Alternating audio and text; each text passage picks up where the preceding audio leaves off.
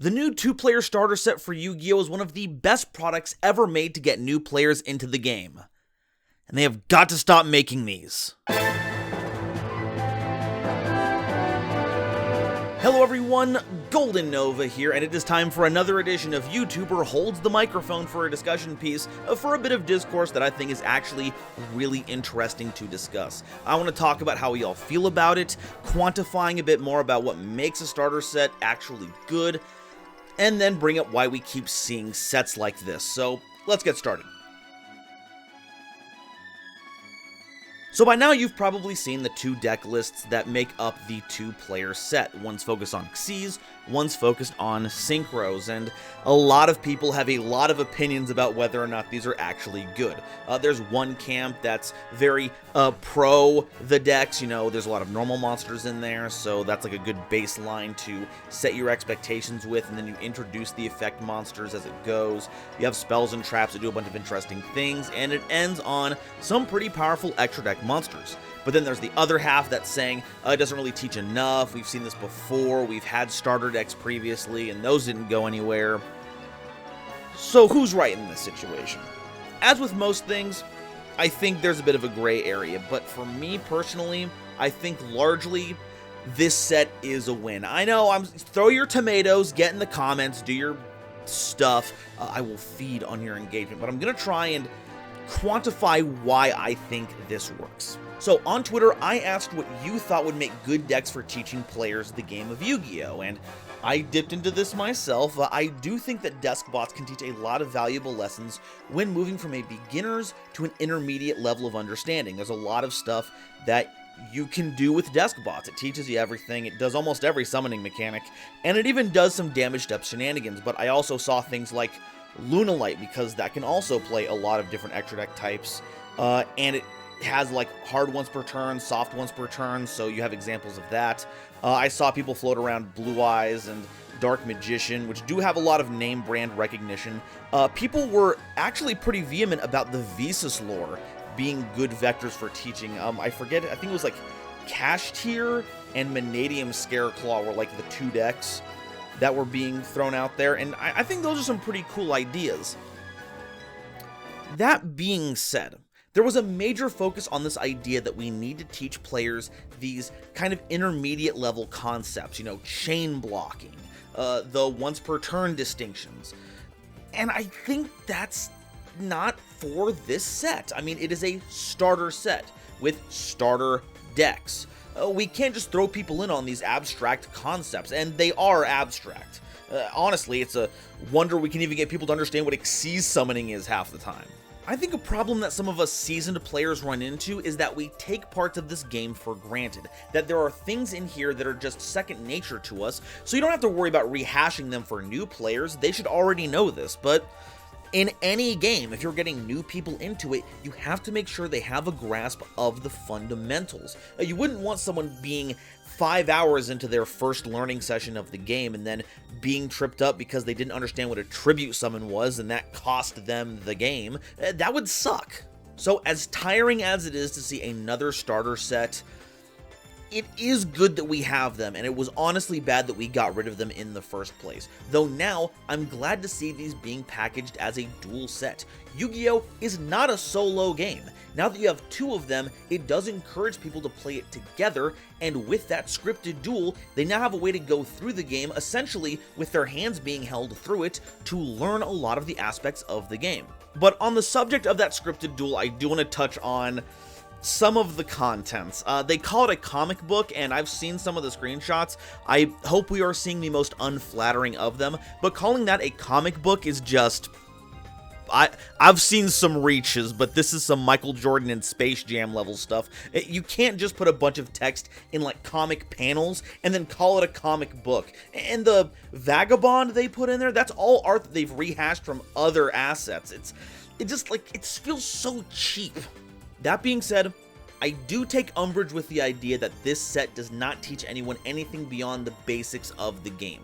If you look at the set list, you can see things like level modulation, battle tricks, battle destruction immunity, a lot of little tiny pieces of the game. It's like a big variety dish that you can reach your hand in and get a new little piece of the game in each one of these cards.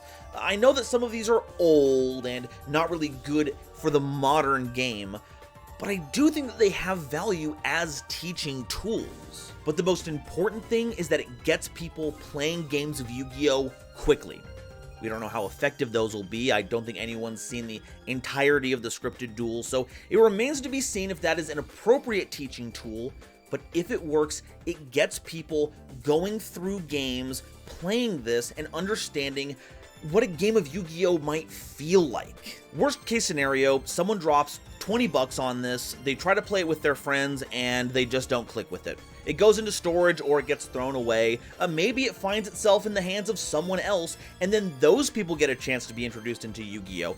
Or maybe they try to pawn the cards off at a local game store or something, which is another point of contact with people who may like the game, and it might get them reintroduced.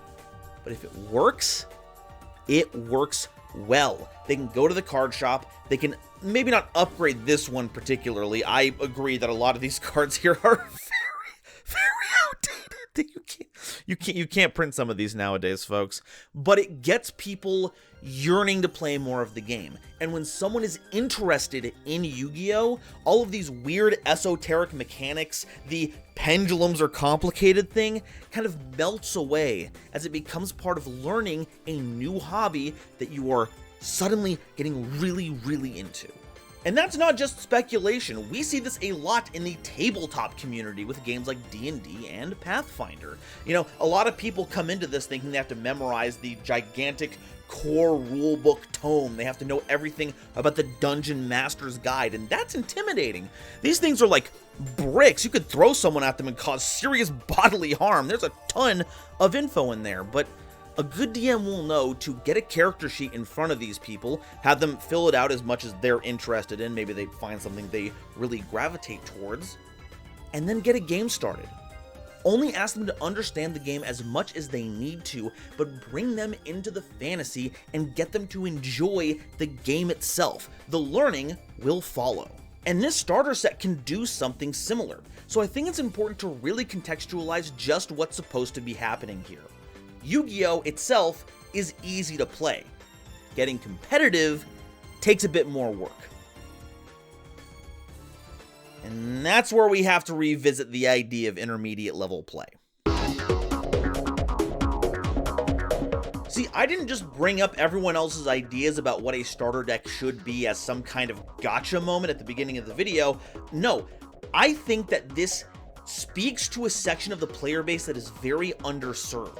There are people who either see other people struggling with these more advanced aspects of the game, or they themselves wish there was a teaching tool to help with that, and they're reaching out trying to find that, and Konami just isn't making it. And it wouldn't be that different from this starter set. You know, introduce one that's more geared towards more advanced play, build in the assumption that players have played the first volume of this. You know, they've summoned Zeus a couple of times, they've made Prime Heart with all tuners a few times to really just get in there for damage. So why don't they make a product specifically for helping get players from point A to point B? From kitchen table Yu-Gi-Oh! To being good at locals. It's because of money!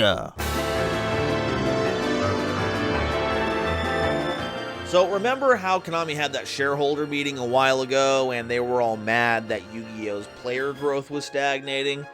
Well, you might be looking at the response to that, or maybe some kind of preemptive remedy if that happened beforehand. I'm not sure what the timelines are at right now. Point being, a lot of people have been saying in a lot of spheres that getting new players into the game is difficult. And honestly, as far as products go, like I've said, this seems like a pretty good attempt at solving that problem. But that's the thing. If your goal is only to get more people bought into Yu-Gi-Oh! Instead of taking the people already bought in and elevating their skill level, you're not gonna make intermediate level products like that. An existing player base buying product at their current rate is only going to buy product at the current rate, unless they introduce product that has like a higher demand than usual, but you can't really account for that. It's better to have a growing player base, because if more people are buying in, that means there's a bigger pool of people buying product. And it really does feel like every part of this starter set was made to be as user-friendly as possible. Like, the 2 headlining cards may have been there to kind of fool us into thinking that they were going to be these competent, actual archetypal strategies, but really, if you see the cover cards and they look cool, and you hear through the grapevine that these are actually really powerful cards, it's an easier investment to get in on this one because you feel like you're buying something really powerful, especially if you're not quite up to date on what the cards actually do.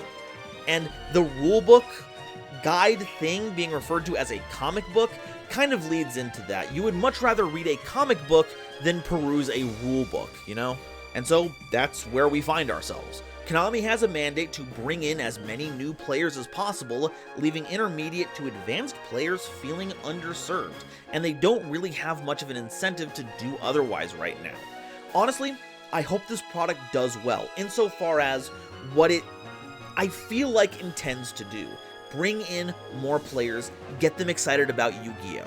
Because then, maybe, they'll realize that they need to put effort into keeping those players in, giving them the tools to do better at the game, so that when they go to events, they don't feel frustrated because there was half the game they didn't know existed before they got stomped after spending an entire day dedicating it to a locals, or a regionals, or heaven forbid, your YCSs. And if they don't, well, it's gonna suck, but at least we'll all still be here to help out. There's a ton of us in the Yugi sphere that are doing guides, and how-tos, and deck profiles, and tournament reports. Heck, here's hoping that article buzz actually goes somewhere, because I'd love another way to learn how to get better at this game.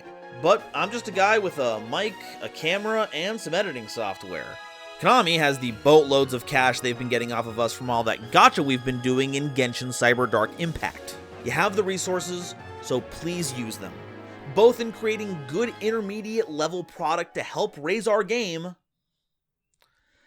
and for making more accessible and comprehensive lore. Konami, please, I am begging!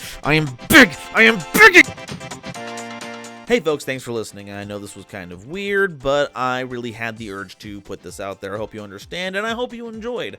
Please let me know your thoughts down below. I know I'm kind of shooting off the hip here with my opinions / deductions on here.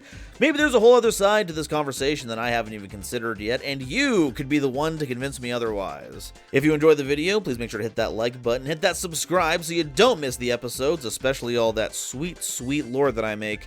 And if you would be so kind, please check out my Patreon or YouTube membership page. Direct support from viewers like you is what helps keep this channel going. Thank you all so much for watching, and as always, I will see you next time. Bye-bye.